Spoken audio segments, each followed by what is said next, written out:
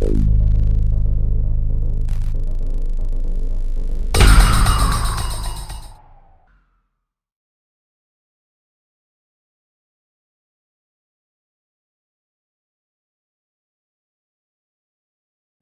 agradezco por haber venido. Pues los astrónomos de cometas no tenemos mucha clientela, ahí se pueden dar cuenta. Pero nosotros hemos visto que eso es una ventaja bastante fuerte, porque los poquitos que asisten es porque están integrados en el tema. En cambio los galácticos sí llenan auditorios, esos no les alcanza las sillas. Los cosmólogos tampoco les alcanza las sillas.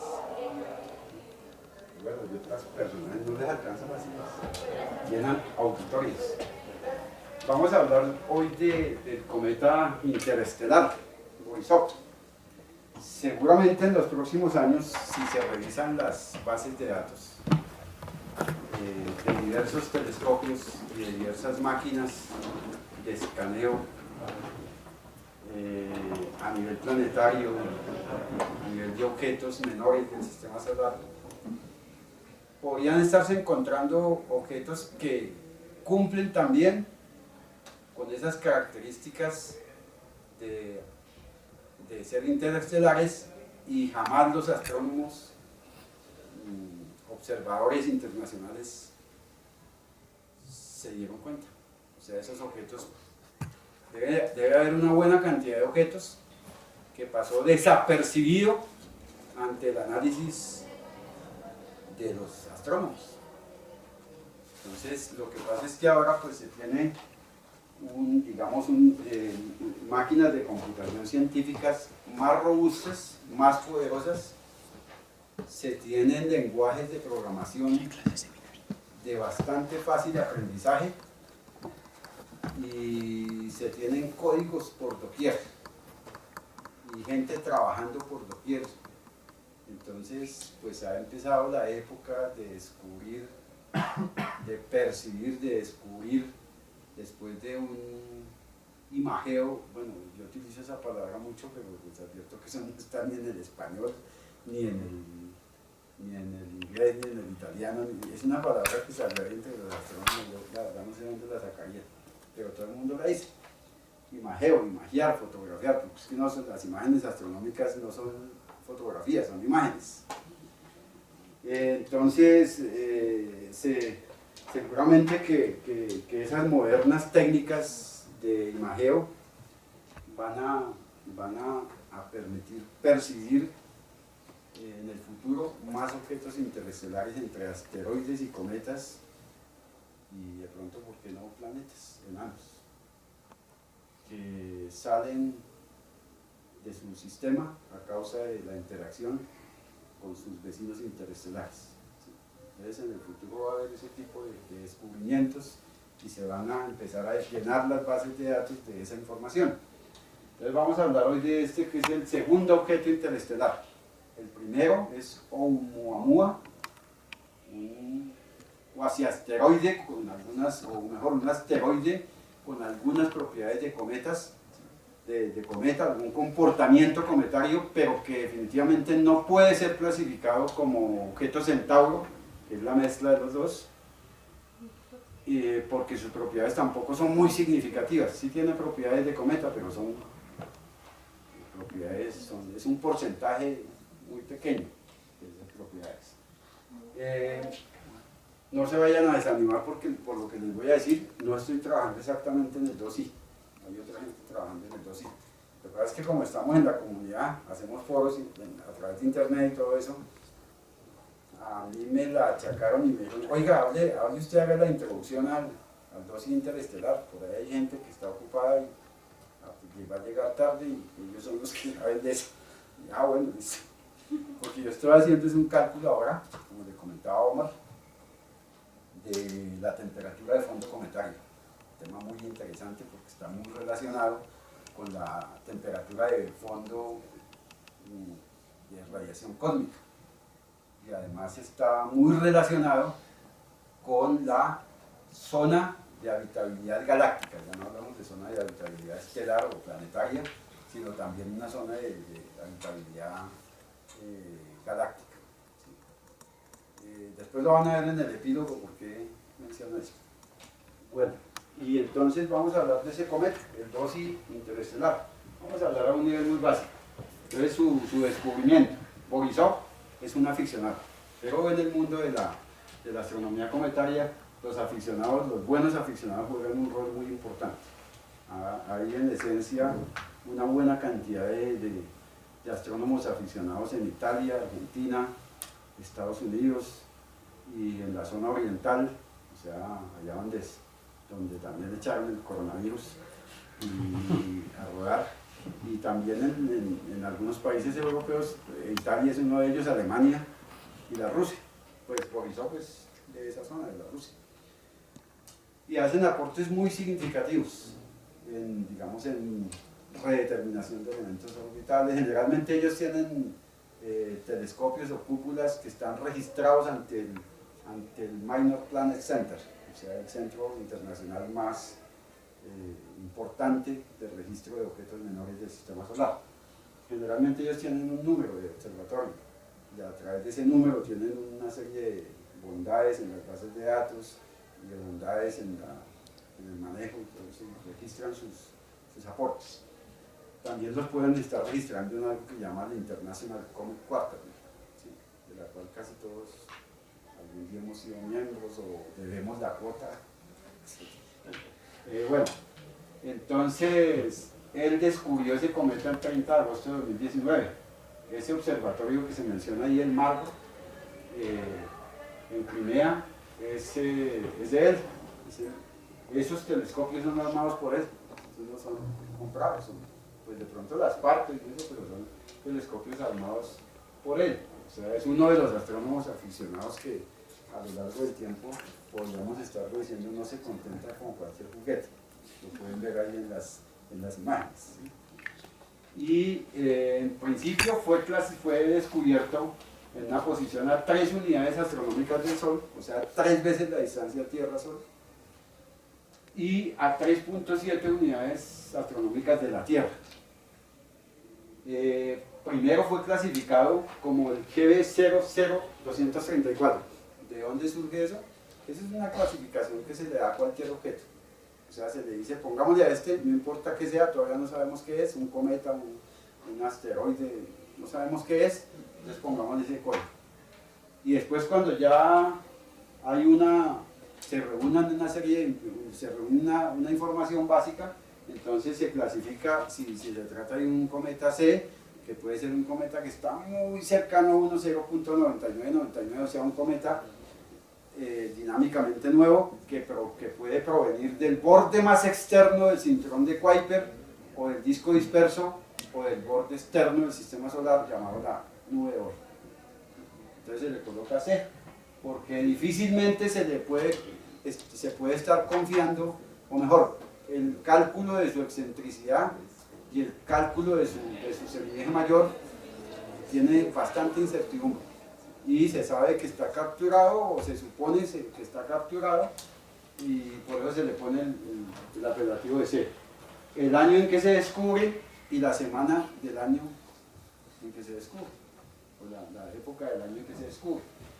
Y finalmente, pues, por ejemplo, como en el caso, ahora ya se abrió una nueva clasificación que son los interestelares. Entonces, por ejemplo, Oumuamua se llama el 1I interestelar, y el Borisov entonces se llama 2I Borisov. Esa es la clasificación. Cada vez se hace más fácil, ¿no? Porque hace muchos años las clasificaciones eran tediosas, un montón de números, letras, todo eso, y la gente a veces le tocaba ponerse a estudiar ahí esos manuales, a ver qué era lo que significaba cada cuantos números y letras, y bueno, todo eso. Ahora ya es un poco menos tedioso, más amigable, como un poquito más, y tenemos entonces esas clasificaciones. Esta animación fue posible gracias a esa secuencia obtenida por Borisov en la noche siguiente al descubrimiento. 9 tomas de 120 segundos.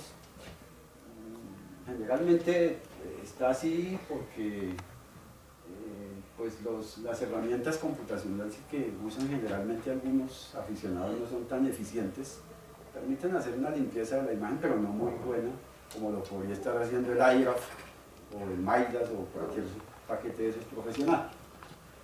Pero bueno, se tiene pues una vista bastante interesante del compilado de imágenes, dado que se puede ya ver una trayectoria, se puede ver un movimiento respecto al fondo estelar y se puede entonces hacer una redeterminación en poco tiempo mejor que la de las primeras 3 o 4 observaciones.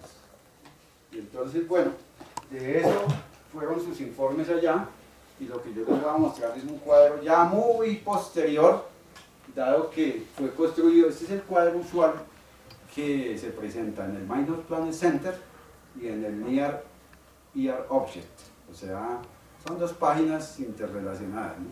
La primera es una muy de uso profesional, que se llama el Minor Planet Center, o sea, el centro de planetas menores, donde se acumulan todos esos datos en la base de datos. Los datos que caen allí de observadores no profesionales, o sea, de aficionados, son muy bien revisados por una comisión técnica que se pone a trabajar eso. Entonces, como podrán observar, los datos usados que hay acá, entonces son, primero, el número total de observaciones pasan de 1000, son casi 1200 observaciones, 1191 observaciones. ¿Sí? La primera observación que se tiene en cuenta fue en el 2018, 12-13. ¿Sí? Y la segunda, hasta la última, en el 2020, 016, o sea, la última fue la tomada en enero de este año, el 6 de enero de este año. Y ya de ahí para allá no han publicado más, deben haber, obviamente, no se ha actualizado, no hay mucha gente realmente trabajando en el cometa, hay muy pocos trabajando en el cometa, tal vez a eso se debe que hay poco interés, entonces no hay actualización de la página. Si ustedes consultan hoy en sus tabletas o en sus celulares o en sus máquinas, van a encontrar esta misma diapositiva, ¿sí? Dado que yo revisé hoy y está el mismo cuadro, ya no ha cambiado para nada. No quiere decir que no hayan más datos, sí, los deben haber, pero como no ha habido mucho interés, no hay mucho astrónomo trabajando, pues está bastante desactualizado, porque ya va a cumplir 2 meses, enero, febrero y marzo. Bueno, entonces, ¿qué se tiene aquí? Con esas 1191 observaciones tenemos una excentricidad descomunal, ¿sí? Que es el primer parámetro que indujo a afirmar que se trata de un cometa que proviene de fuera del sistema solar. 3.35. ¿Sí? Recordemos que si está capturado en el sistema solar, la excentricidad será la de una elipse cerrada, una órbita cerrada, y estará entre 0 y 1.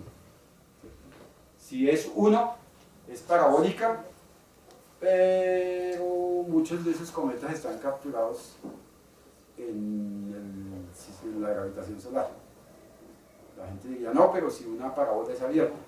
Sí, pero lo que pasa es que ellos vienen así por las perturbaciones de Júpiter, o sea, todos esos datos entran a jugar un rol muy importante, los gigantes del sistema solar. No sabemos si por allá haya otro gigante, una cantidad de perturbaciones, y si seguimos la órbita a largo plazo es posible que se cierre, llegando allá a la 9 Orsa. ¿Sí? Entonces, por eso, bueno, puede ser de 1, parabólico. Y ya hiperbólica, pues ya definitivamente eso pone a pensar de que el objeto puede ser un interestelar, o sea, un objeto que fue lanzado desde otro sistema estelar, desde otro sistema planetario, hacia, por ejemplo, en este caso, hacia el sistema solar. Entonces, 3.35, una hipérbole muy abierta.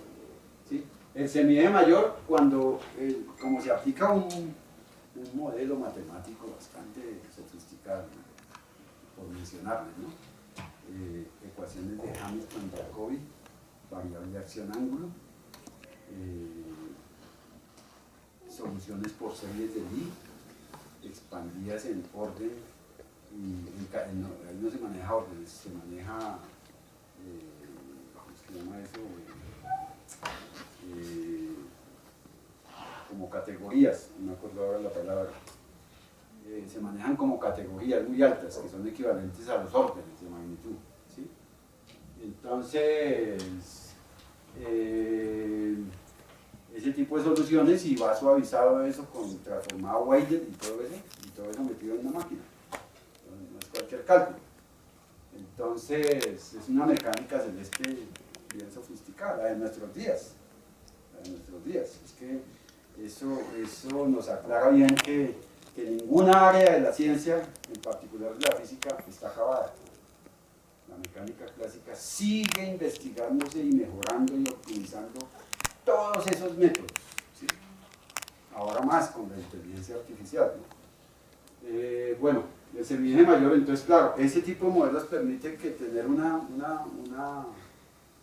precisión y además de eso, por ejemplo el caso del semillero mayor, por ejemplo les menciono, menos, eso implica que eso no está capturado en el sistema solar. O sea, cuando el semillero mayor da negativo, quiere decir que eso ya no pertenece al sistema solar. De otro modo, les aclaro, si yo corro un código de esos, yo lo he corrido, obviamente, aquí hice una charla sobre evolución del sistema solar. Ese código en Fortran también me produce para muchos objetos corrido a varios millones de años semilleros mayor y negativos. ¿Qué quiere decir eso? Que ese objeto va a ser expulsado del sistema solar. ¿Sí? Entonces, bueno, está el perihelio, la inclinación, o sea, el perihelio es el punto más cercano al Sol. Observen bien que el punto más cercano al Sol es 2 unidades astronómicas. O sea, como quien dice eso, esas 2 unidades astronómicas de perihelio, o sea, el punto más cercano al Sol, la distancia más cercana al Sol que él alcanzó, más o menos como el 8 de diciembre, algo así, por aquí está. Esa distancia es más o menos el comienzo mismo de la mayor densidad de población en el cinturón principal de asteroides, que va desde 2.1 hasta 3.3 unidades astronómicas. ¿Sí? ¿Cómo se ha precisado ese ancho del cinturón principal de asteroides? Eso se ha precisado gracias a todos esos astrónomos que trabajan en resonancias en el sistema solar. Ellos con ese trabajo finalmente pueden precisar el ancho de esos cinturones que tiene el sistema solar, el cinturón de Kuiper, el disco disperso, bueno, pero hasta allá no se ha llegado, solamente se ha llegado con una precisión hasta el cinturón de asteroides. Bueno, está el nodo ascendente, el perihelio, la anomalía media, el tiempo de paso por el perihelio. Ya les decía que fue como el 8.55 de diciembre. ¿Sí? Eso en tiempo universal, ¿no? El periodo, pues obviamente es un cometa hiperbólico, no va a tener periodo, la velocidad en grados por día, y bueno, esa es la información básica, o sea, ese es el cálculo de los elementos orbitales a partir de las observaciones. ¿Cómo se hace eso? Laplace, Gauss, Encke, técnicas asociadas de Lie, transformaciones, etcétera, etcétera. Eso es lo que trabajan los expertos en la mecánica celeste. Y la computación, pues, porque todo esto es apunte de computación. O sea, todo esto se hace con arrumes de silicio. ¿Sí? Bueno, entonces, y en eso, pues esos arrumes de silicio, pues es maravilloso, ¿no? Porque, por ejemplo, hoy yo leía hace como 3 semanas el procesador casero, ¿no? Casero, hablamos de cosas domésticas. El procesador un 9096X. No me acuerdo qué core es, pero es el 9096X, la serie X. El 9096 es un procesador de 16 núcleos físicos y 32 hilos. Silicio bien organizado. Sí. Y pues a eso obviamente, por ejemplo, en el caso de la astronomía, lo que más desearía uno sería tener una NVIDIA de 4096 núcleos CUDA con una memoria, ojalá por ahí de 128 GB de RAM, para tenerlo en la casa. Bueno, es la primera gráfica, observen 2019-09-15. En septiembre 15 de 2019 el cometa estaba ahí, como atraviesa el plano del sistema solar. Pero recuerden que el sistema solar está casi perpendicular con el plano de la galaxia. Las estrellas están moviendo en el plano de la galaxia, haciendo como ondas alrededor del núcleo galáctico. Nuestro Sol tiene los planetas girando, el plano es casi perpendicular al plano de la galaxia, y pues la verdad no he consultado bien cuántos sistemas solares tienen ese tipo de inclinaciones significativas respecto al plano de la galaxia. Entonces se mueven ahí, lo que quiere decir que este cometa, no me acuerdo cuánto es la inclinación, la inclinación, 44 grados, bueno, 44 grados, o sea, si tuviera, digamos, una inclinación de unos 90 o algo así, entonces vendría casi con el plano de la galaxia, pero tiene 45, será, pero va pasando por, ahora vamos a ver en 3D cómo se va moviendo eso, pues entre las estrellas, ¿no? ¿De dónde venía? Entonces en el 2019, 10-20, octubre, ya se iba aproximando no, ya estaba cruzando el plano promedio del sistema solar, o sea, como dicen los astrónomos, ya estaba cruzando el plano de la eclíptica. ¿Sí? Y después de haberlo cruzado, en el diciembre 31 de 2019, hace escasos 2 meses, ya había cruzado el plano de la galaxia. Observen el plano del sistema solar, observen la Tierra por acá, Marte, Mercurio, Venus, ¿sí? Y veámoslo, el último, pues ya de la conferencia en el planetario, 2001-18, o sea el 18 de enero, ya más abajo el plano del sistema solar, y ahora veámoslo así como hecho en una máquina de esas. Bueno, esto corre en cualquier máquina, ese proviene del código divulgativo.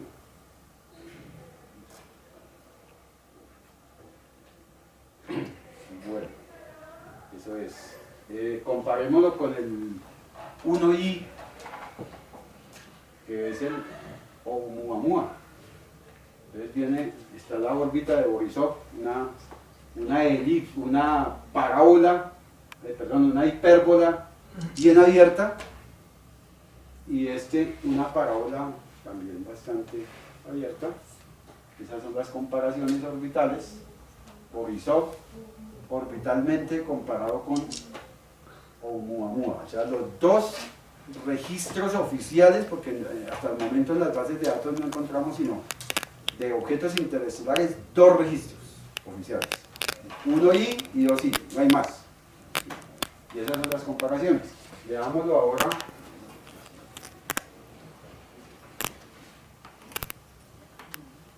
¿Qué es lo que hace? Sorprenden que Oumuamua, que vino más antes, se alejó primero. Ahora se repite, está simulado bastante tiempo adelante de la fecha de hoy. 21, llega hasta 22, hasta 23, 24, 25 prácticamente. Esas son las...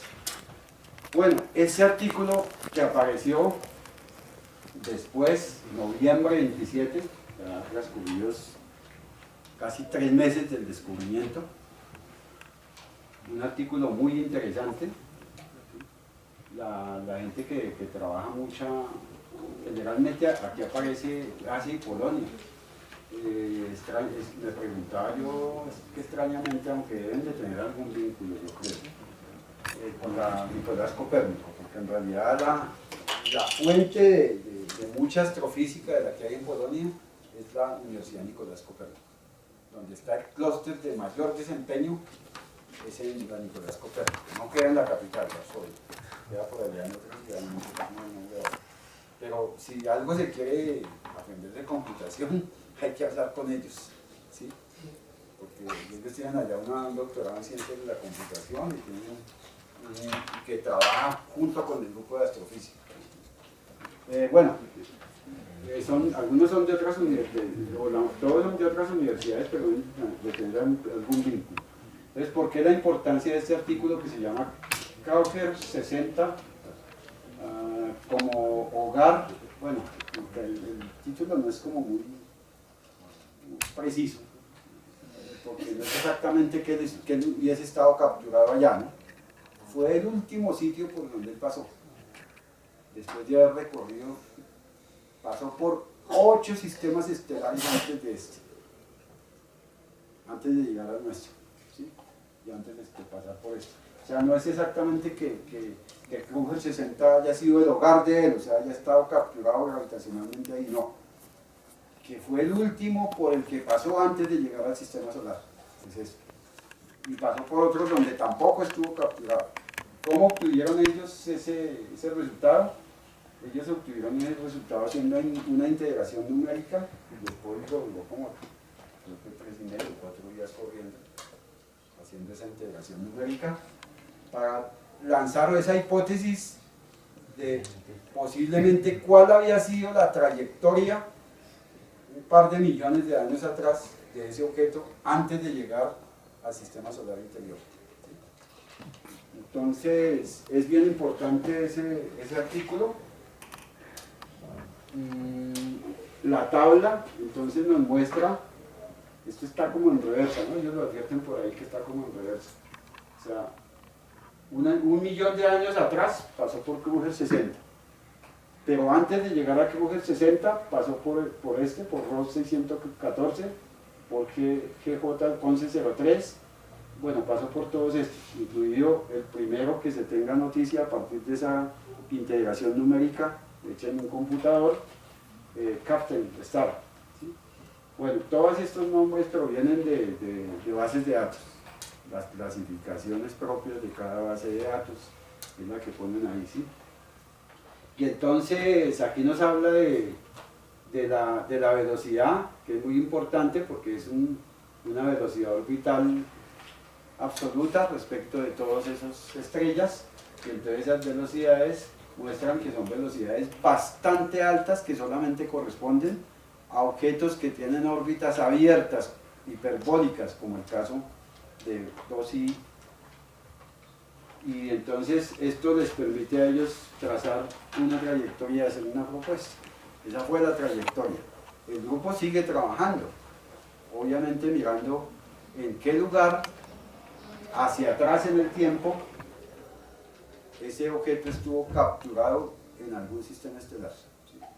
Por ahora, pues, la gente se refiere a que Krauger 60 es un sistema doble de enanas rojas. Vamos a ver entonces. Pasó por ahí hace cerca de 1 millón de años y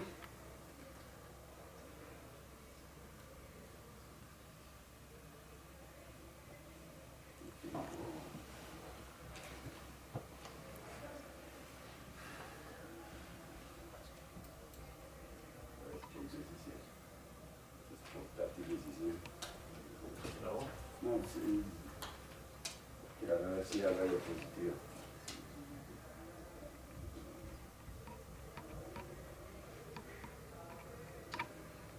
Bueno, se retrocedió.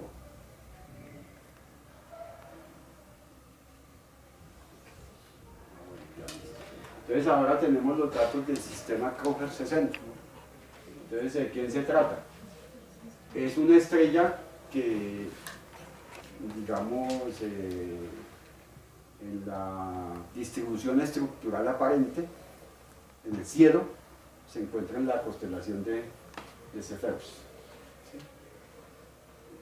Tenemos que tener en cuenta que pues, esos nombres son originados por ahí en la antigüedad, a partir de la mitología griega, y que el hecho de que se mencione una constelación con un nombre no implica que esas estrellas estén todas en una misma región, solo que las vemos con una figura ahí, pero esas estrellas pueden estar distantes unas de otras, no perteneciendo al mismo grupo. Entonces, bueno, las posiciones: la ascensión recta 22 horas 27 minutos más 57 de declinación. Una ascensión recta. Bueno, ahora vamos a hablar de la imagen, dónde está más o menos la cosa.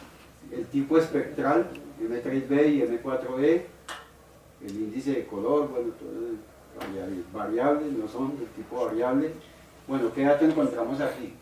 La astrometría, menos 33.1, con una incertidumbre, esa velocidad radial es muy importante.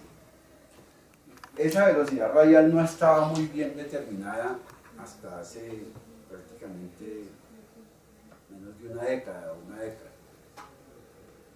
o no, como por ahí unas 2 o 3 décadas. La mayor precisión antes de estos datos fue Hiparco, ¿no? El satélite Hiparco.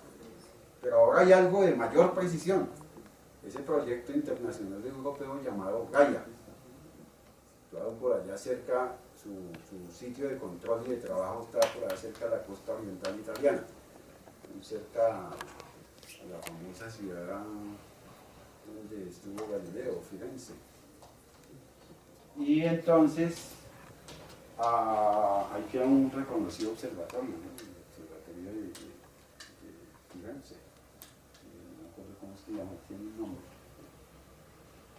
Bueno, entonces esa implica que ese sistema se está acercando a nosotros. ¿Cómo se determina esa velocidad? Se determina teniendo o sea, si se pudo tomar un espectro de una resolución aceptable, o sea, una resolución dentro de los términos que cumpla las condiciones. Entonces eso lo hace Gaia con muchas estrellas, lo ha logrado hacer Gaia. Entonces, por ejemplo, en el caso de esa estrella, que es una estrella del vecindario estelar, pues casi todas las del vecindario estelar, todas tienen determinado ese parámetro que se mide, se saca del espectro, ¿sí? O sea, se aplica toda la teoría de análisis espectral, corrimiento al rojo, los conceptos de corrimiento al rojo, corrimiento al azul.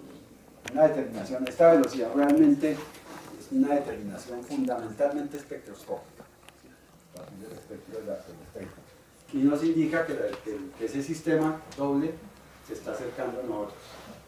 Este movimiento propio es muy importante, ¿sí? Entonces, el movimiento propio en la ascensión recta, los datos generalmente salen hacia las bases de datos de los observatorios en milisegundos de arco por año, o sea, movimiento en ascensión recta y declinación, o sea, ¿qué tanto cambia esa posición? ¿Sí? En ascensión recta y en declinación. Y eso pues tiene también un indicativo, menos o más. Y bueno, si se calcula un movimiento propio, que es el resultado de, bueno, hay unas ecuaciones para calcular el movimiento propio total. El paralaje que nos da la distancia, ¿no? Para el inverso del paralaje, entonces nos produce esa distancia que dice aquí, por ejemplo, 13.18 años luz. O sea, esa es la distancia actual. A 18 años luz está Kruger, que fue el último sistema estelar por el que el cometa pasó antes de llegar al sistema solar. Eso en parsec es 4.04 parsec. La magnitud visual absoluta 11, pero no hay una magnitud aparente por ahí. Bueno, es una estrellita que se puede observar con telescopios pequeños. Se puede observar con telescopios pequeños. La masa, observen que son 0,271 masas solares, eso Kruger A, y Kruger B viene siendo una masa de 0,176, o sea, lo que les dije algún día que estuve acá haciendo una charla, ¿no? Por fortuna nuestro vecindario estelar es un vecindario pacífico, porque no tenemos gigantes ni nada de eso que amenacen con explotar a menos de 30 años luz, ¿cierto? No tenemos gigantes que amenacen con penetrar nuestro sistema solar y mandarnos una lluvia con una frecuencia elevada de cometas que garantice que nos va a aniquilar definitivamente, ¿sí? Aunque como les decía, no necesitaríamos un cometa, una lluvia de cometas, ni una supernova menos de 30 años luz. Por ahí hay un monito al norte que se puede destruirnos en cualquier momento. Sí. Entonces tiene las temperaturas, son las que corresponden a una enana roja. ¿Sí? Miren, 3.180 grados, 2.890 grados. Recordemos que la temperatura superficial del Sol son aproximadamente 5.800 grados Kelvin. ¿Sí? Entonces, observen, son las temperaturas propias de un sistema de enanas rojas. Bueno, y estas son las características de la órbita, de la danza orbital que hacen las dos. ¿Sí? Entonces, vemos que la menor hace la danza en 44 años. Bueno, están los datos ahí de la danza que hacen, la excentricidad con que la hacen, bueno, los datos orbitales de lo que hacen ese par de estrellas.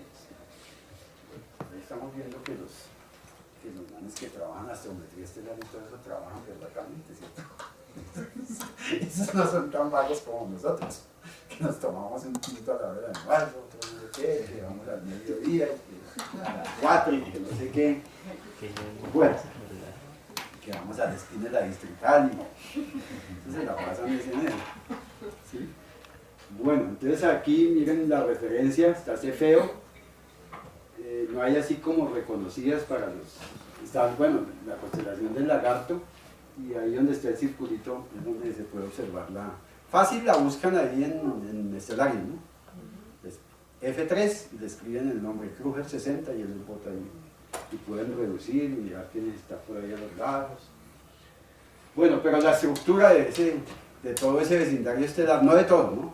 La estructura de ese vecindario estelar, algo así como casi la distancia a Kruger, 60. ¿Sí? ¿Cuál es la distancia a Kruger? 60, 18 años luz, o sea, más o menos ese es el Sol en el centro, y por decirlo así, metafóricamente hablando, una gaussiana gravitacional más o menos a 18 años luz, para situar todas esas estrellitas. No se están situando todas. Y entonces tenemos aquí el Sol, tenemos a Sirius, aquí está Sirius A y B, miren, la enana blanca de Sirius, Alfa del Centauri, que son 3 estrellas, ¿no? Centauri A, Centauri B, o sea, Centauri A, Centauri B, y Próxima Centauri, que es la más cercana a la Tierra durante este periodo de tiempo. ¿Sí? Después, cuando las cosas vayan cambiando, es posible que ya sea de pronto Centauri A o Centauri B, la más cercana. Eso depende de la cinemática estelar en la galaxia. Bueno, entonces tenemos todo este conjunto de estrellas y vean dónde está nuestro Kruger 60. ¿Sí? Y el cometa entonces viene allá por el medio de esas estrellas, el Sol entonces viene allá por el medio de esas estrellas, cruzando la órbita, ¿sí? En medio de todo ese conjunto de vecindario estelar, ¿sí? O sea, el que sacó de la casa de ese cometa, lo sacó por toda la... como si hubiera tenido una piedra bien loca que con el cometa. No, por aquí no vuelva. Trate de no volver. Lo lanzó por el medio de esos para pasar por 8 estrellas antes de llegar al Sol. Pues lo lanzó con... O sea, debe haber algún gigante planetario por allá, y el encuentro fueron con unas características orbitales tales que ese cometa salió y no fue capturado por 8 sistemas estelares y tampoco por el Sol. ¿Sí? O sea, lo sacaron, fue sacado. Tenemos que hacer con algunos personajes de la distrital, sacarlos con una excentricidad de esa verdad, que no vuelvan más. Deben hacer academia en paz, ¿no? Bueno, entonces esa es la situación de dosis interestelar. metí esto en el código que hemos hecho allá en el semillero de computación científica. ¿Qué es lo que hacemos nosotros? Un cálculo interactivo ahí, lo estamos utilizando para hartísimas cosas. Eso se puede utilizar en semiconductores también, por ahí hicimos la prueba. ¿Sí? Porque podemos empezar, por ejemplo, a hacer el ancho de banda en función de la temperatura, botar ahí un 11 semiconductores de los más usuales hoy. Ahí hicimos la verdad, un día este es el envío. Con todo, ¿no? Entonces la corres en Python, en un sistema operativo decente. Un sistema operativo para personas cultas, decentes y sobre todo honorables. Bueno, ¿estoy echando muchas vainas? Bueno, entonces lo metimos ahí en el código. Y pues aquí tenemos mucho más estrellas, las tenemos próximas Centauri, Centauri A y Centauri B, que son estas. ¿Sí? Entonces observen que el azul, próxima a Centauri es la amarilla, esta que va por acá. ¿Sí? El 0 implica nuestra época actual. O sea, como quien dice, todas esas estrellas están en este punto acá. Todas esas estrellas están, incluido Kruger 60 en este momento está aquí. Observen. ¿Sí? Está ahí en ese sitio. Entonces Kruger 60 va a llegar un momento en que se acerque lo máximo al sistema solar. ¿Sí? En que se acerque lo máximo al sistema solar y se acercará más o menos dentro de 103.000 años. Kruger 60 estará a 4 años luz aproximadamente, 4.96 años luz, algo así por acá, en el borde. Entonces metimos eso ahí, o sea, dentro de 103.000 años, obviamente el cometa, pues no me he fijado, pero obviamente el cometa dentro de 103.000 años, ya de pronto muy probablemente ha salido a la velocidad que va, ha salido del sistema solar. Ahora tengas en cuenta que es una velocidad elevadísima el Kruger 60. Porque, entre otras cosas, he visto unos artículos, pues porque corrupción hay en todas partes y babosos hay en todas partes, ¿no? Si vieron, por ejemplo, que Harvard publicara un artículo diciendo que Oumuamua era una nave espacial y que ahí iban un poco de marcialitos, de aliens, y el tipo es allá, él gana sueldo por los artículos que publica, igual que acá, y pues le publicaron el artículo nada menos que en Astrophysical Journal. Y eso le llovieron críticas, pero de todas maneras nadie le dijo nada. Nadie dijo, oiga, aquí tiene el artículo de ahí, ¿qué pasó? También me refiero a eso es porque dicen en los artículos también ese tipo de personajes, y de Harvard también, que es lo más doloroso, que las naves Voyager 1 y Voyager 2 ya abandonaron el sistema solar.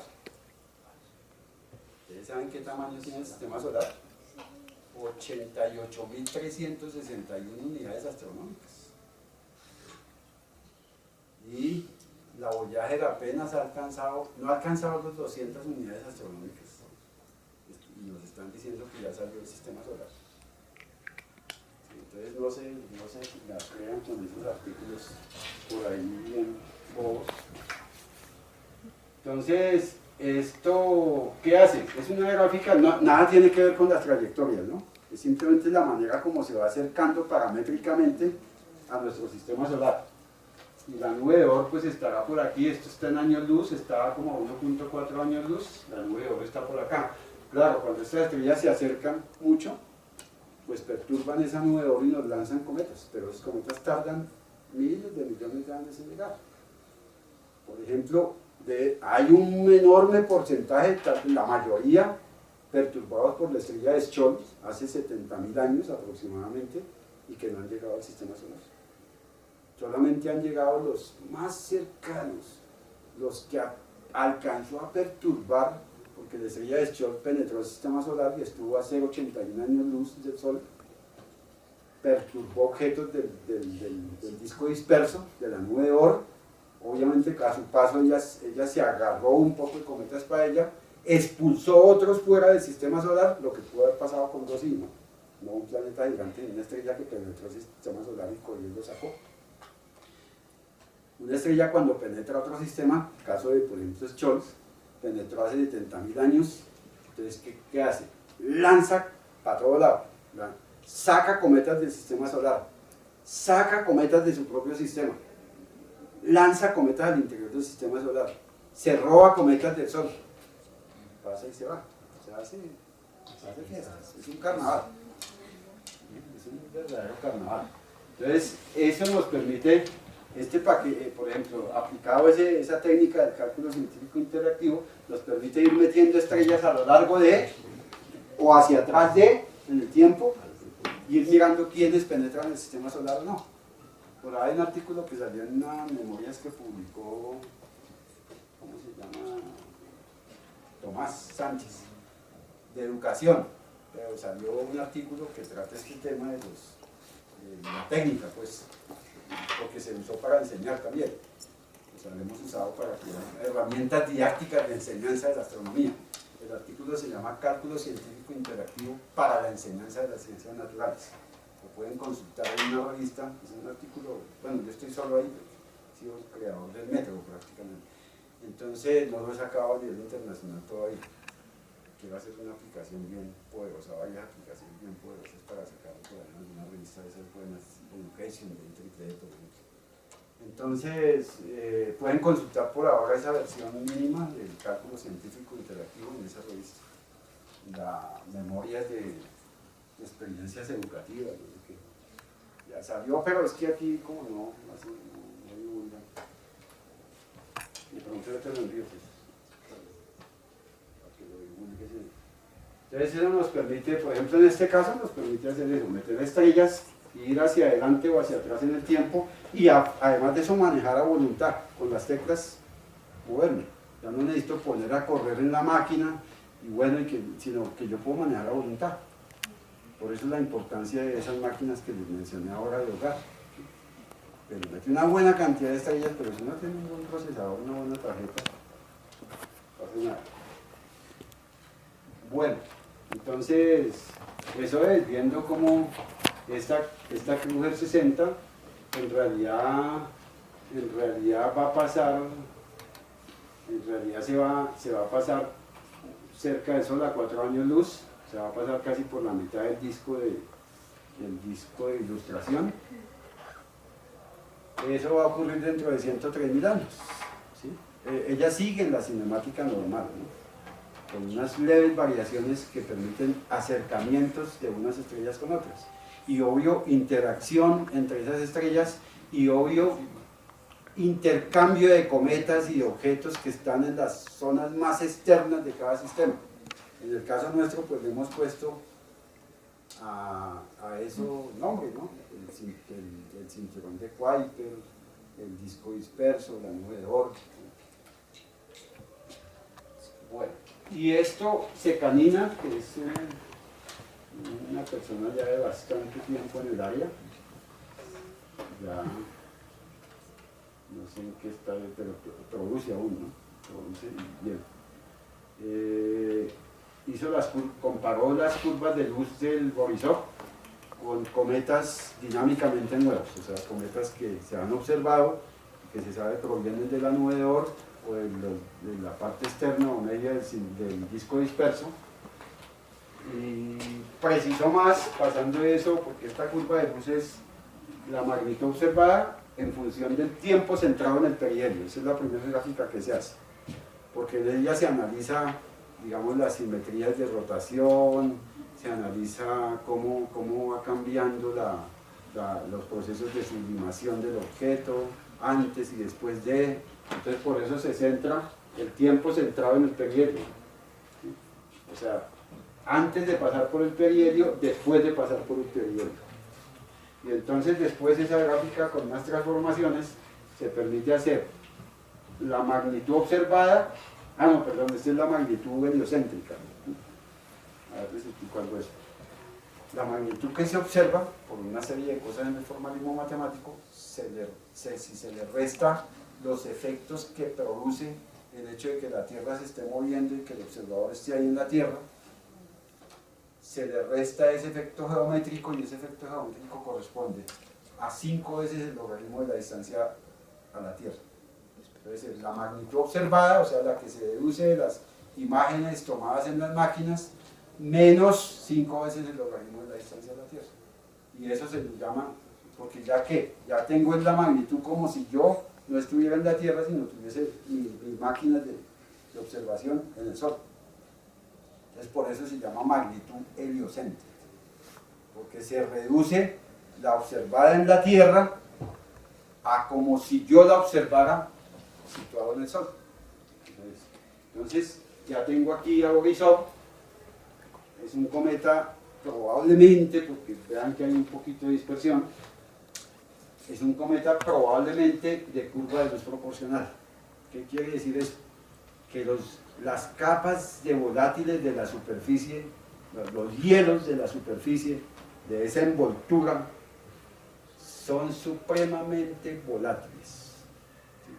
¿Sí? Y que no se conoce aún quién es el responsable, cuál de esos volátiles es el responsable de la sublimación, o el que controla la sublimación. En unos cometas puede ser el agua, pero para el agua no corresponde una recta. En otros cometas puede ser una curva del CO2, del CO.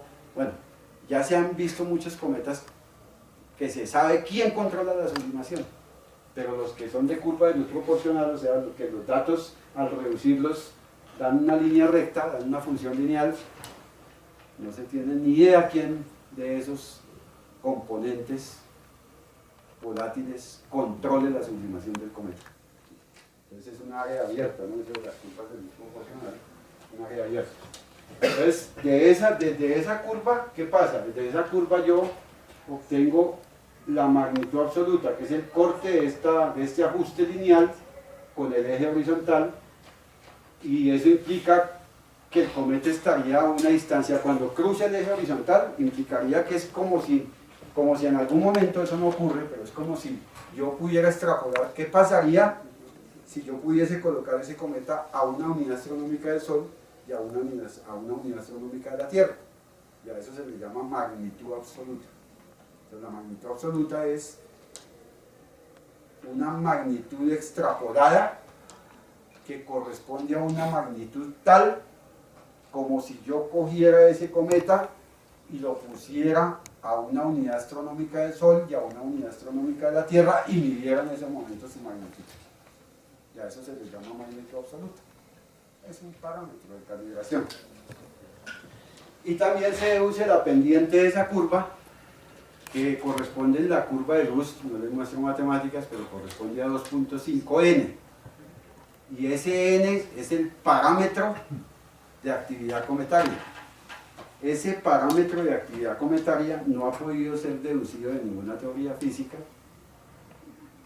Se puede medir en la observación, pero se sospecha con bastantes argumentos que n, el parámetro ese, debe ser una función múltiple de muchas variables del cometa. O sea, como quien dice, n depende de muchas propiedades físicas del cometa, y por la forma como debe depender, se debe tratar de una función compleja.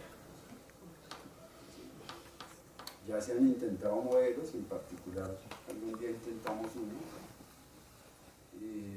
pero eso tiene que hacerse con causas. Bueno, sin embargo, es un número que se deduce, y ahí lo hemos deducido. N igual a 2.6 y m sub 0 es igual a 10, o sea, el parámetro de actividad cometaria es 2.6, es un parámetro normal que corresponde en muchos cometas dinámicamente nuevos, o sea, cometas que llegan por primera vez desde la nube de Oort a nuestro sistema solar interior, y el m sub 0 también es una magnitud muy normal. O sea, al menos fotométricamente hablando, el cometa muestra muchas de las propiedades que muestra cualquier cometa de nuestro sistema solar. ¿Eso qué quiere decir? Pues de pronto muy probablemente que todas estas estrellas del vecindario estelar, hasta 20, 30, 40, 50, hasta 60 años luz, pueden tener el mismo origen, la misma estructura, se formó con el mismo material. O sea, hay muchos orígenes en común. O sea, el material recogido por toda esa formación, además, como ustedes saben que las estrellas no se forman solas, se forman por conjuntos grandes de estrellas. Entonces, parece ser que todo este vecindario usó como material el mismo a lo largo de una región, tienen un mismo origen y entonces pueden tener cometas similares. Porque casi todas estas estrellas, si ustedes se informan en la literatura, a todas esas, la mayoría del vecindario estelar, ya se habían descubierto planetas orbitando alrededor de ellos. Y ya se habla de algunos exocometas, de algunas nubes, de algunas propiedades muy del sistema solar interior que permiten inferir o sospechar la existencia de cometas. ¿Sí? Entonces, incluso hay por ahí un trabajo interesante, no me acuerdo de quién es, que toman espectroscopía, fotometría y todo eso y muestran con bastantes argumentos que hay una estrella de esas que está soportando ahora mismo en nuestros días, bueno, hay que tener en cuenta la distancia a la que está, ¿no? Que se observó que estaba soportando una lluvia intensa de cometas. O sea, si llega a haber vida por allá o algo, o se está iniciando la vida, olvídense de ella por un rato. Pero los residuos que esos cometas dejan, allá en sus impactos, llevan también gérmenes de la vida. Entonces la destruyen, pero dejan ahí semillas y vuelve otra vez a florecer. Es muy interesante el cuento de los cometas. Entonces, bueno, aquí que se metió otra vez en un código de evolución cometario, hecho en Python también, por nosotros, donde el logaritmo de la tasa de producción de agua en función de la temperatura, se hace el análisis, pero entonces, ¿qué hay?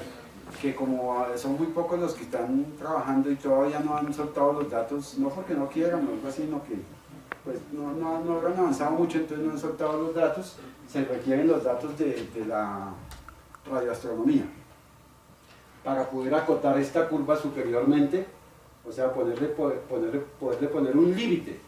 ¿Dónde finaliza? Porque este es antes del perihelio, ¿no? ¿Sí? Entonces llega, pasa por el perihelio y luego tiene una curva de descenso al otro lado. Pero entonces, ¿dónde tiene el fin esta curva? Aproximadamente por acá, pero hay que precisarla. ¿Y esa cómo se acota? Se acota con la tasa de producción de agua.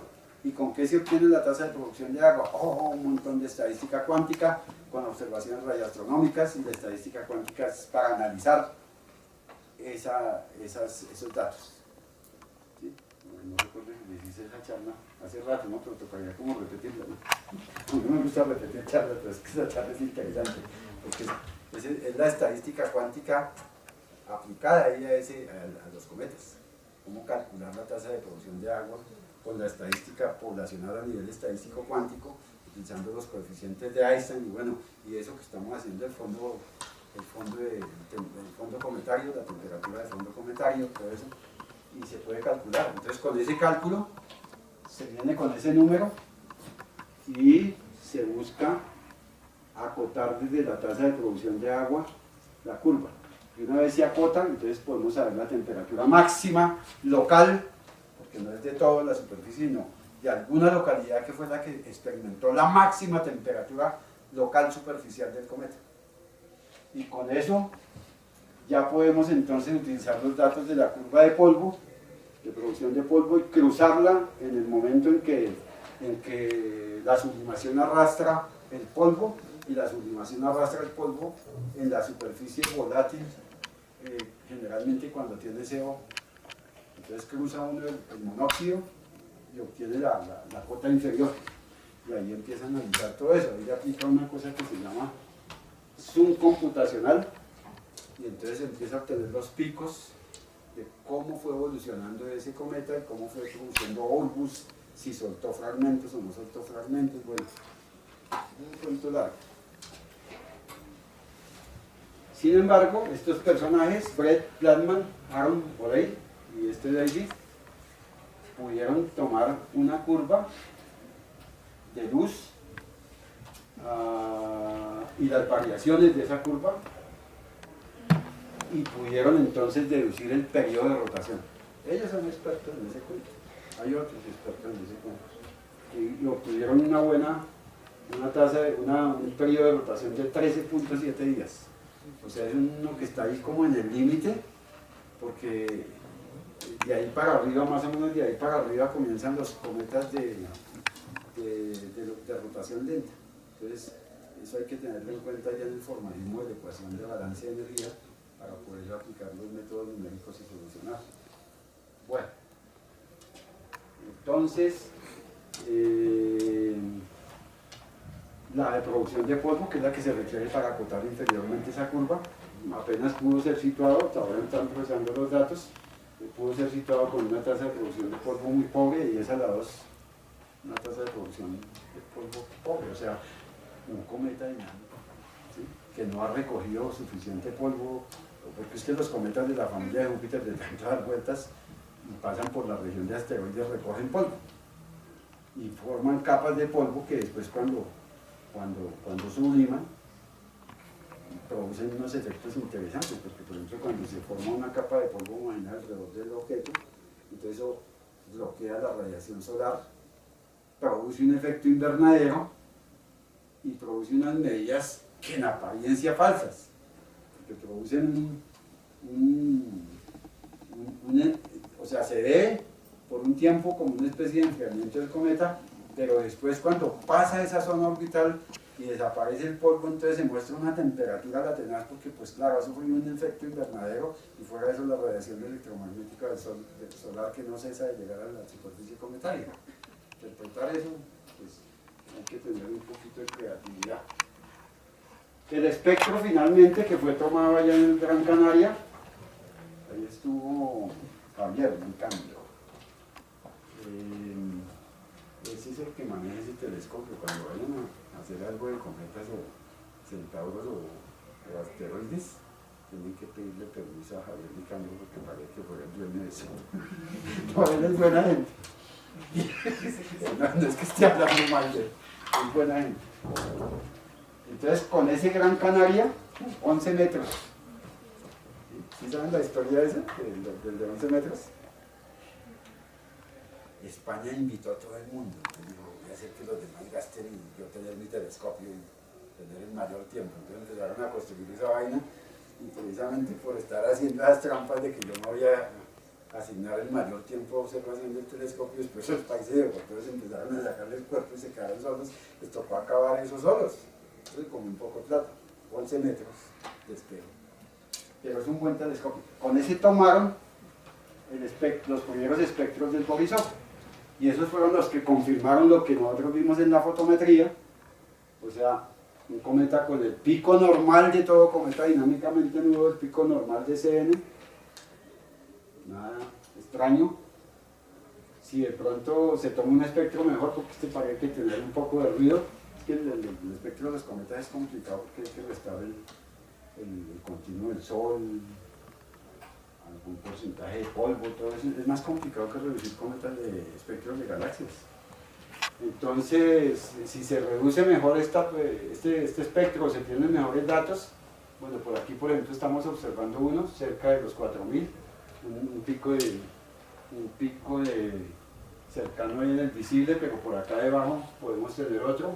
Si tomamos mejor los datos, entonces obtendríamos el pico del agua en esas longitudes de onda, y precisar un poco más, pero todos los resultados que presentaron los investigadores con este espectro es que el cometa tiene un porcentaje significativo de volátiles de los mismos que tienen los cometas de nuestro sistema solar. O sea, el TOSI no es de acá, pero tiene los mismos componentes casi, ¿sí? Entonces, yo ahí cogí, hice un poco de poesía, que la pueden leer. Entonces dije, el universo debe, yo estoy convencido de lo que escribí ahí, no me vayan a llevar la contraria.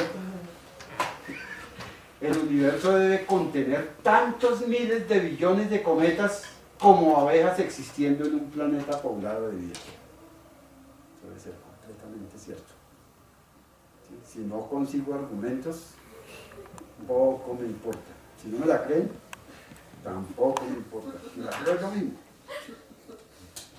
así como las abejas son el intermediario vehicular para la propagación de la vida sobre el planeta, sobre un planeta poblado de vida, los cometas son el vehículo interestelar e interplanetario para la propagación de la vida en el universo. Pues ese es el poesía. Poesía de la buena. Ya estoy por creerme las que los mejores poetas somos los que sacamos los versos de la computación científica. ¿Hay poetas de acá? A salir corriendo. ¿Ah? Eso era lo que yo les quería contar. Ahora me despido con esta diapositiva de un dibujito que me hicieron mis fans de la Nacional.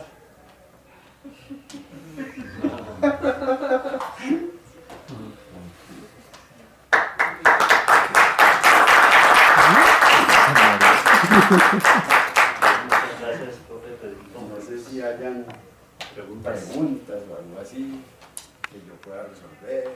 Si no puedo resolver, pues preguntas, comentarios.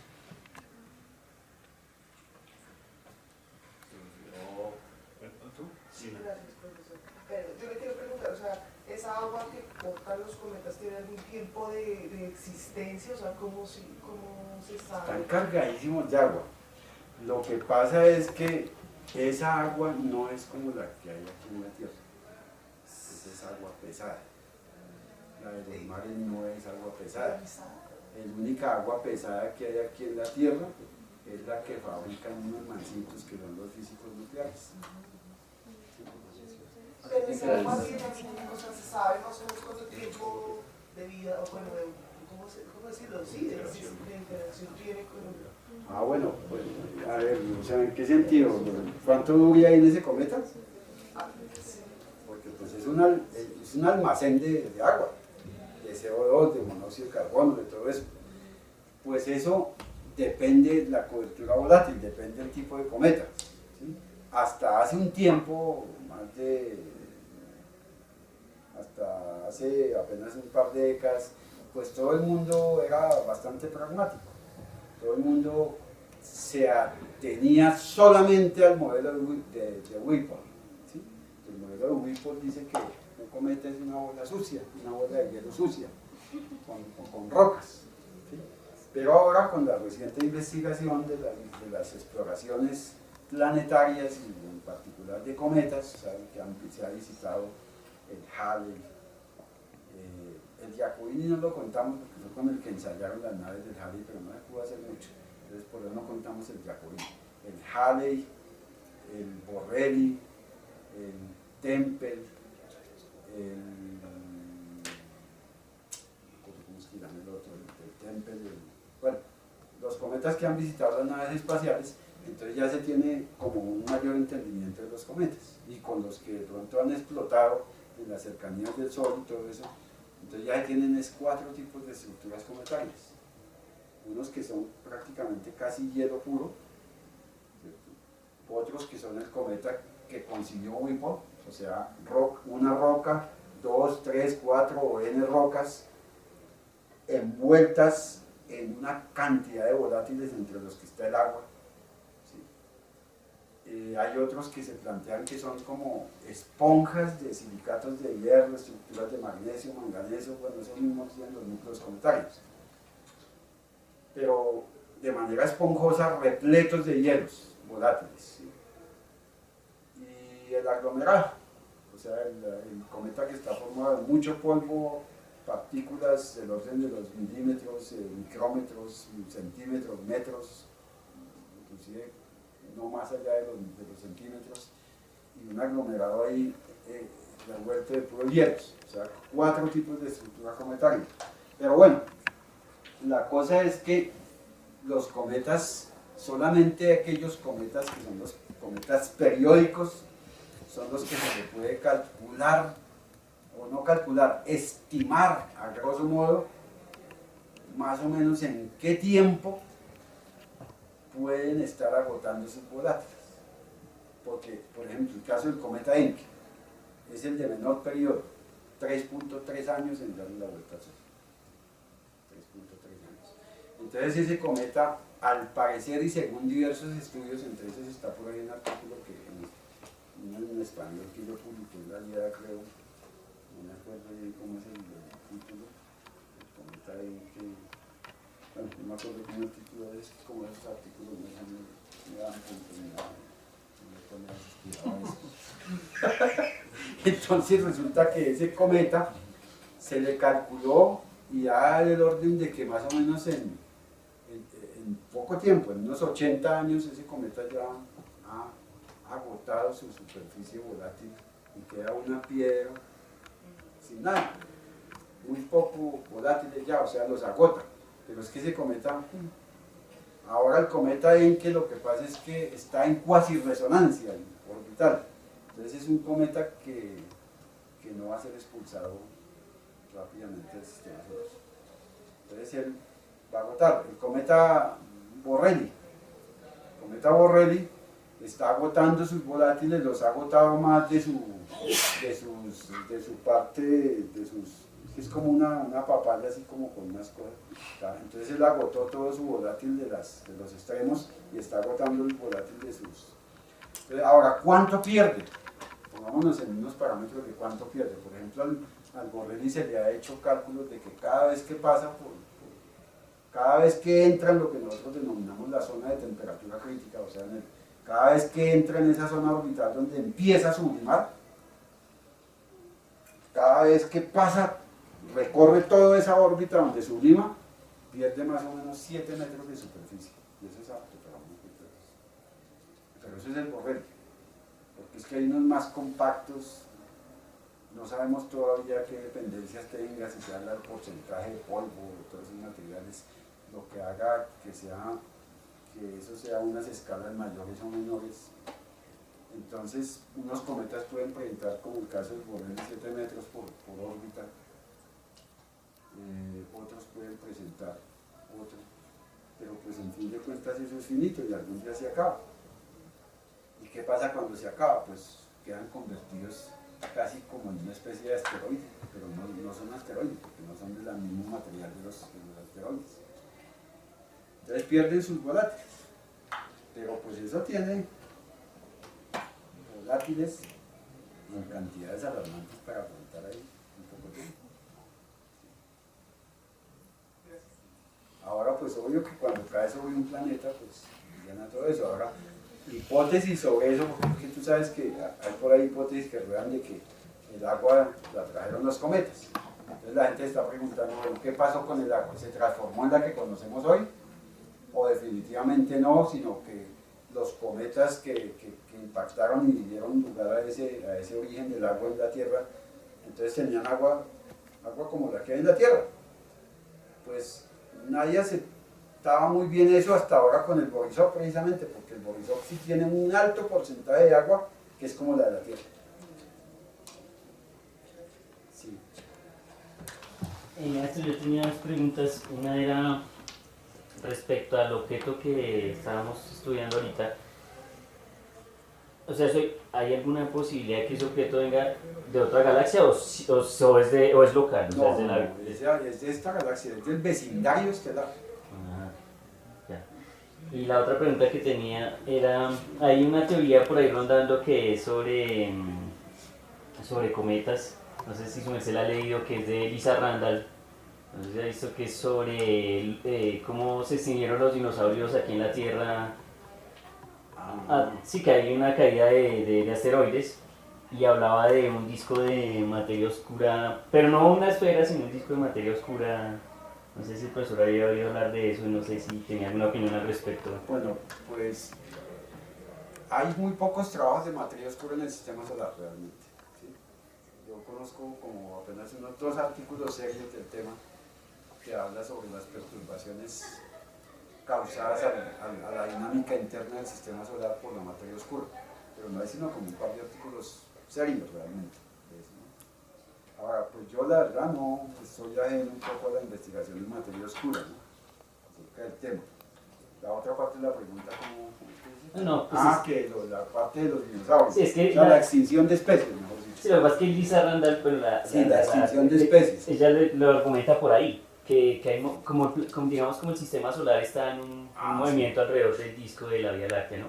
Entonces argumentaba que obviamente eso es difícil de saber, pero de que existe un disco fino de materia oscura por el cual cada vez que el sistema solar pasaba, entonces eran unas perturbaciones sobre la nube de Oort y bueno, todo el rollo.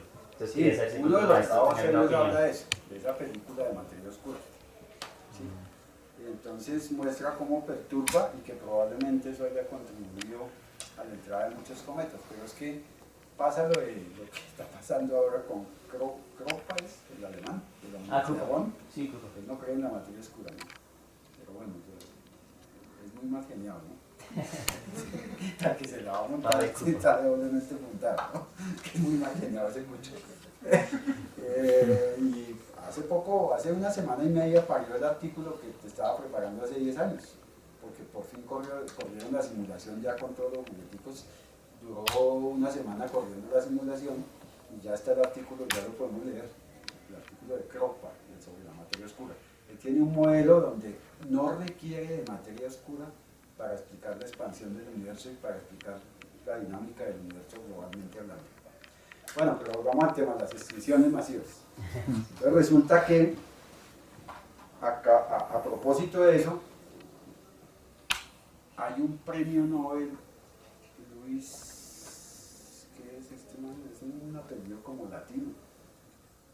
Se me olvidó el nombre con el tipo. El hijo. El tipo es un apellido latino y él tiene un hijo que fue geólogo, el físico este. Entonces, ¿el físico qué hace? El físico, Luis ¿qué es? No recuerdo el apellido.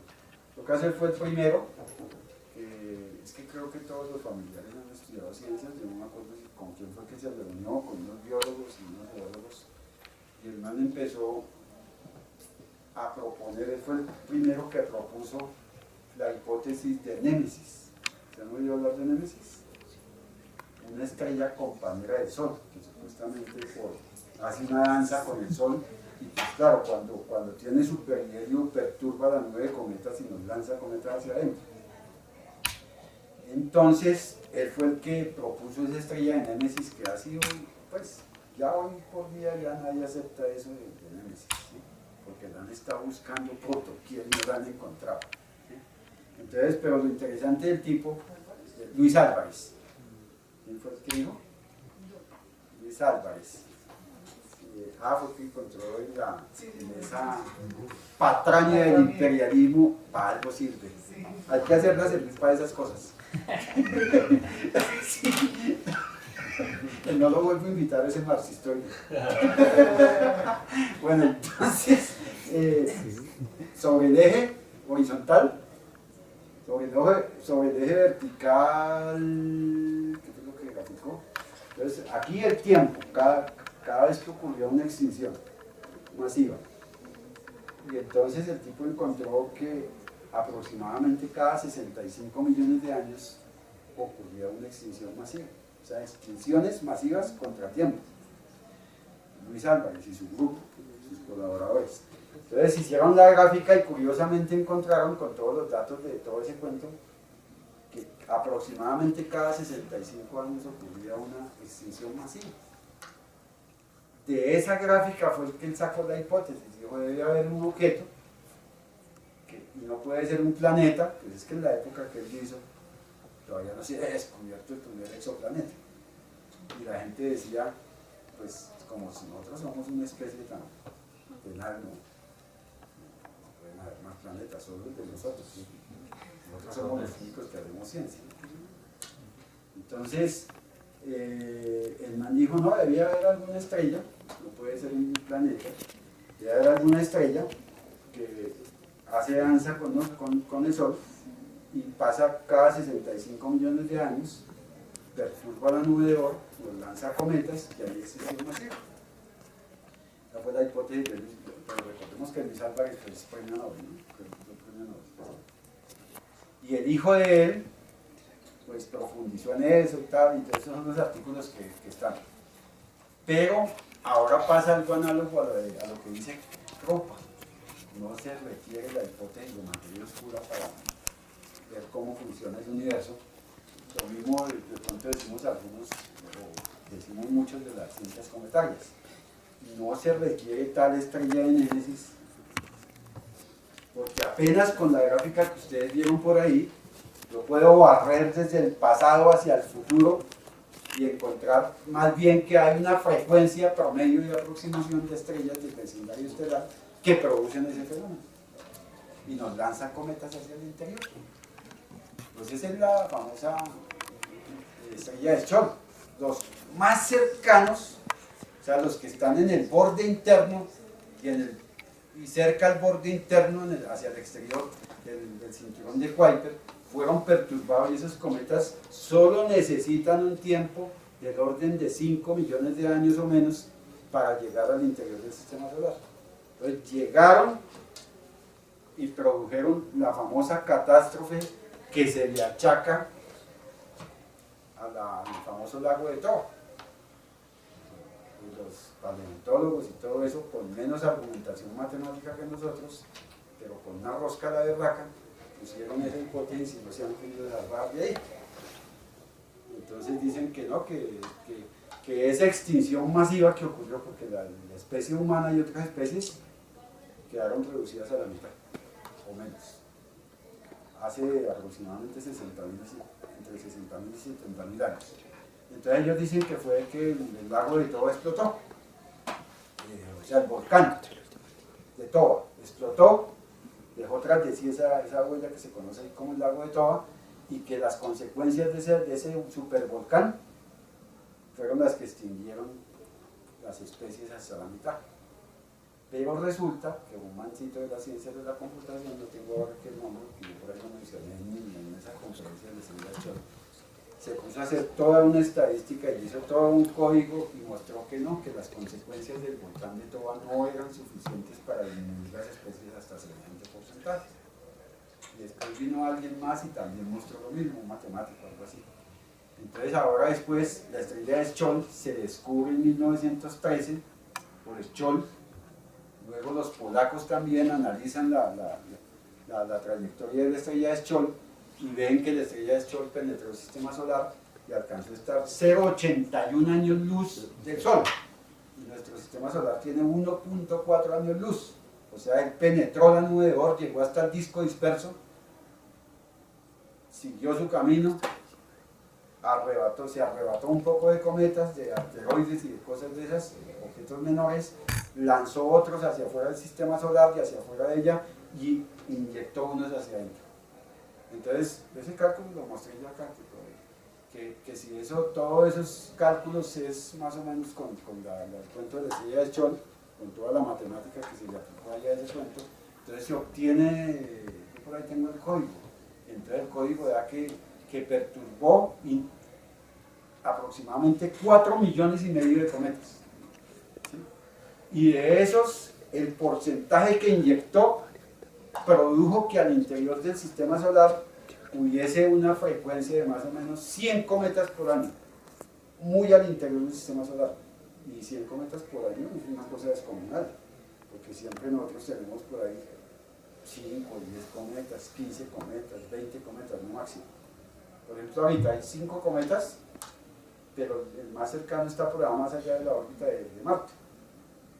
Pero 100 cometas, pues eso garantiza que debe haber una alta probabilidad de colisión con la Tierra y una catástrofe de ese estilo. Y no con un solo cometa, por ahí con 2 o 3 cometas.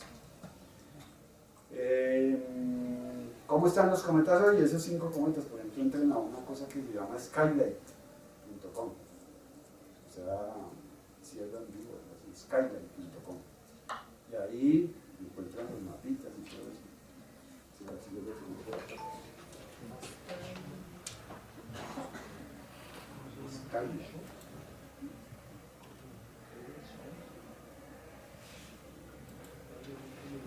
Creo que yo lo voy a tener.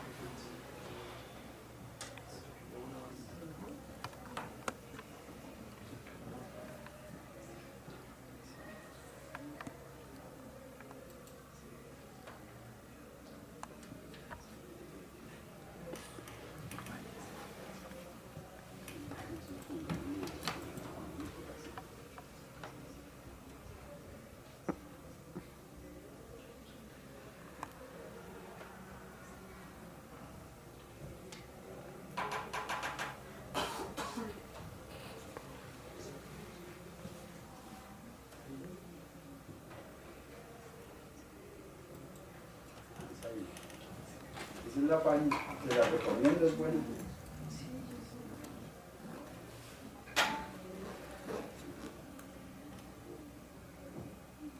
Ellos nos avisan en tiempo cuasi real. Porque los ingenieros nos dicen que tiempo real, ¿no? Y los físicos decimos no es tiempo real. Ahí están los 5 cometas: Mercurio, Venus, Tierra, Marte, ya dónde están. Entonces una frecuencia de 100 cometas pues, es suficiente para que ocurra ese fenómeno. Sí, en realidad se llama The Skyler.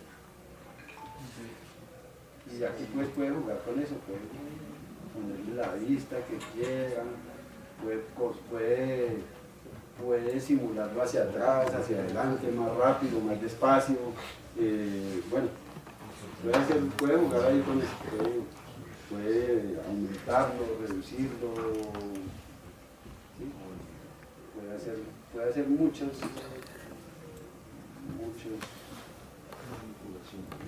sí, puede tomarle fotografías a eso, puede hacer videos. Es una página muy bonita para la divulgación, muy bonita. Los invito a que si tienen más preguntas que se las hagamos con el café, que aquí nos trajeron el café. Ah, bueno. Sí. Entonces, pero primero agradezcamos el profesor.